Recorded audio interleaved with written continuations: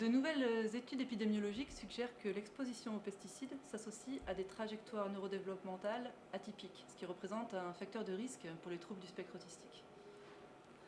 EnviroDisorders, c'est une étude pluridisciplinaire, transstationnelle, qui porte sur l'impact sociétal de l'exposition au glyphosate et ses effets possibles sur la promotion des symptômes dans les modèles génétiques des TSA.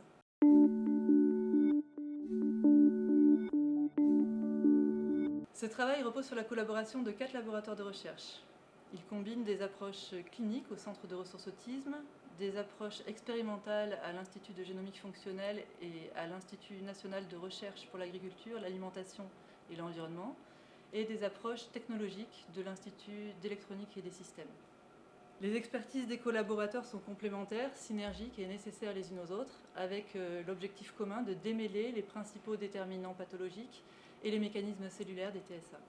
Les discussions entre le Centre de ressources autisme et l'Institut de génomique fonctionnelle ont permis de mieux comprendre les interrogations émanant des recherches cliniques et épidémiologiques et l'intérêt des modèles expérimentaux, des modèles animaux, pour répondre à ces questions.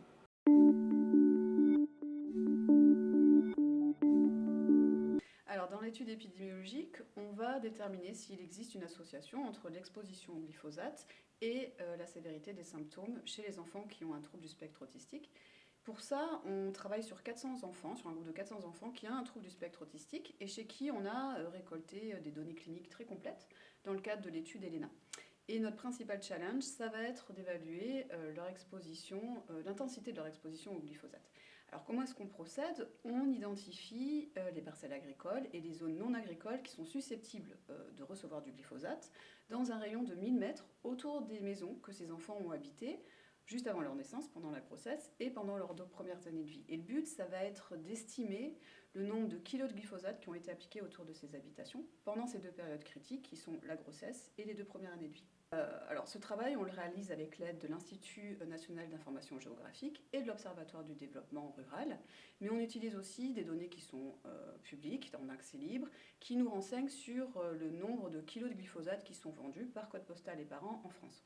Et puis ensuite, avec des modèles statistiques, on va pouvoir déterminer la sévérité des symptômes chez ces enfants en fonction de leur niveau d'exposition au glyphosate. Alors, cette partie du projet, elle est essentielle parce qu'elle permet de déterminer les effets du glyphosate chez l'enfant, qui reste l'objet principal de nos préoccupations, et ce, dans des conditions de vie réelles.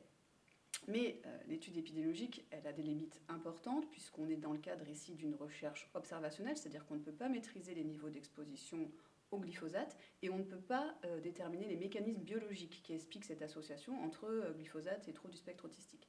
C'est là qu'on a besoin des études animales qui, elles peuvent, dans un cadre expérimental, étudier les effets dose-réponse entre glyphosate et troubles du spectre autistique, mais aussi décortiquer les mécanismes de neurotoxicité du glyphosate.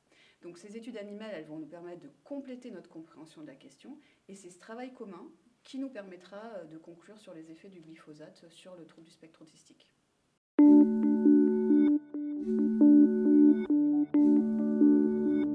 L'avantage majeur des études en laboratoire, c'est précisément de pouvoir contrôler les conditions expérimentales. En particulier dans ce projet, nous contrôlons l'administration de glyphosate aux souris pour mimer la condition d'exposition humaine, c'est-à-dire une exposition à de faibles doses de glyphosate, qui par elles-mêmes n'ont pas d'effet sur la santé, mais qui sont répétées tout au long de la vie. Il s'agit de nourrir d'abord les mères gestantes avec des croquettes contenant du glyphosate, depuis l'accouplement des souris jusqu'au sevrage des petits qui sont issus de la portée. Et dès que les souriceaux sont sevrés, ils mangent à leur tour des croquettes contenant du glyphosate toute leur vie. Des évaluations électroencéphalographiques et comportementales longitudinales chez la souris permettent de diagnostiquer l'impact de l'exposition au glyphosate en comparant ces souris à d'autres souris qui, elles, ont été nourries avec des croquettes sans glyphosate. Et ce protocole est appliqué à des souris qui ne présentent pas de mutation particulière et à des souris qui présentent des mutations génétiques prédisposant à l'apparition des traits autistiques. On peut ainsi étudier les effets combinés de facteurs environnementaux et génétiques sur le neurodéveloppement.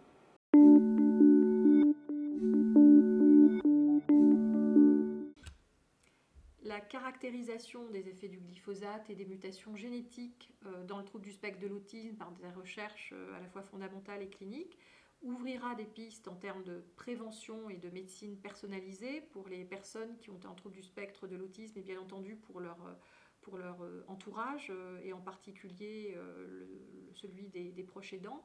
En termes de santé publique, cette étude pourrait fournir des preuves en faveur d'une réévaluation des réglementations actuelles relatives à l'utilisation du glyphosate en Europe.